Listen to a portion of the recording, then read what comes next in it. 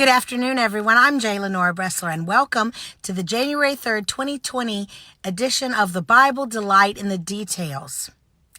In Psalm 139, verse 16, David is praising God, and he's saying that even before God created the heavens and the earth, before any of that, he had written David's days in his book.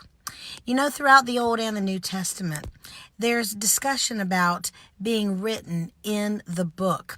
Our Jewish brethren, to this day, their New Year's Day cards, their Jewish New Year Day cards, talk about wishing you well and wishing that your name is written in the book. Even in Revelation, where we're told about the book of the Lamb, and even when Jesus comes back in his second coming, the heavens are going to be rolled back as a scroll. You know, it's wonderful to think about this, but I think that one of the things that we need to understand, especially here at the beginning of the year, as many of us are trying to think about better time management, better organization, more focus, better prioritization, we have to understand what this means, that our days, our lives, our histories, what's going to happen to us are written in God's book. You see, to a 21st century person, when they see the word book in their Bible, they think of a book, of a codex, meaning individual pages that are put together and you can easily turn pages. But that is not what the original scriptures are talking about. They're talking about scrolls, and that is a very, very important distinction. You see, in a book, it's easy for us to skip around. You know, my dad, as many of you know, is a Bible expert, and I was a little bit shocked, frankly, to hear, because he's so meticulous, he's so detail-oriented. And then I guess once I thought about it, it made sense. But he told me that when he's unfamiliar with a particular theologian, and somebody gives him a book, he reads a bit of the first chapter, then he skips all the way to the end.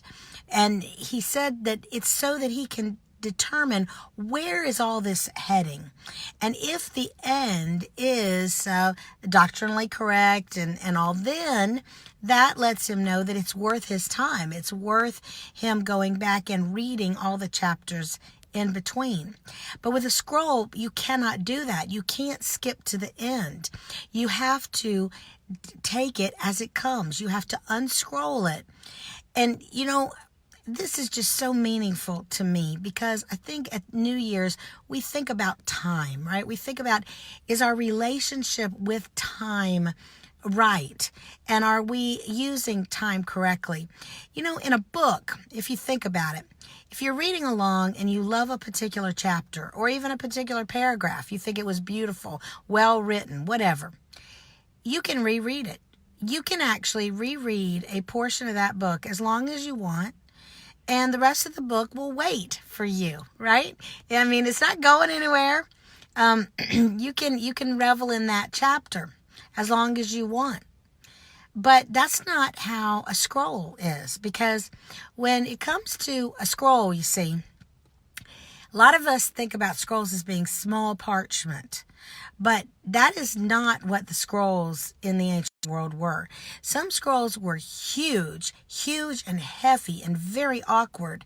Some of the ancient scrolls that have been found, fragments of which have been found, have been as long as football fields. Those of you who have attended services in a synagogue have perhaps a sort of an idea of that by seeing the scrolls of the Torah, the first 5 books of the Bible, in the synagogue. When you open a scroll, if you, let's say that you started to read and you liked a certain portion, okay? Well, the problem is that if you think of your life as being like a scroll, time doesn't stop for anybody. Time doesn't stop for you to revel or relive portions that you have read already. It doesn't slow down out of taking into consideration your grief, your mistakes. It doesn't do that. It keeps rolling on. So I want you to think about you standing in front of this huge scroll, and the scroll is continuing to be unrolled. Now, if you will close up, if you will roll back up that portion that you have read as the new part is being unrolled, everything is fine. But if you try to stay in the part of the scroll that you've already read, what's going to happen? That unrolled scroll is going to get all jumbled up. You're never going to be able to catch up. It's going to be unwieldy. It's going to be logistically a mess. Those of us who are procrastinators by nature, or maybe have children who are, understand this. If you get behind at the beginning of a semester, it doesn't matter sometimes how well you do, how much you work at the end. It may simply be too much for you to catch up. God has ordained that our lives are like that scroll, that unwinding scroll.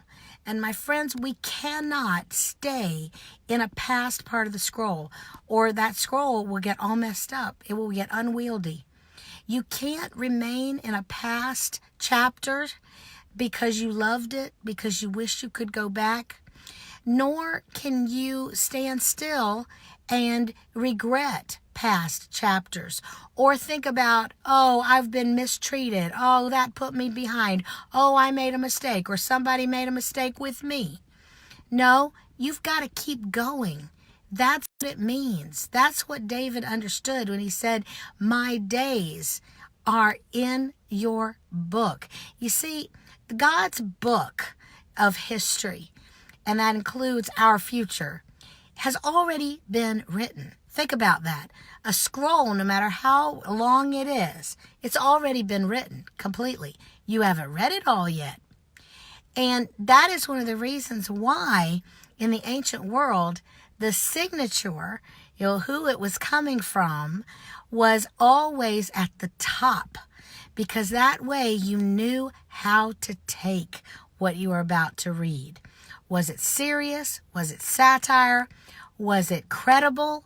It all depended on whose name was at the top as the author. My friends, God's book about the universe and about us is not like an encyclopedia or a dictionary. You don't just open it up alphabetically, look up your name, and see a little blurb all of your life. So-and-so was born, got married, did this, did that, and died. No.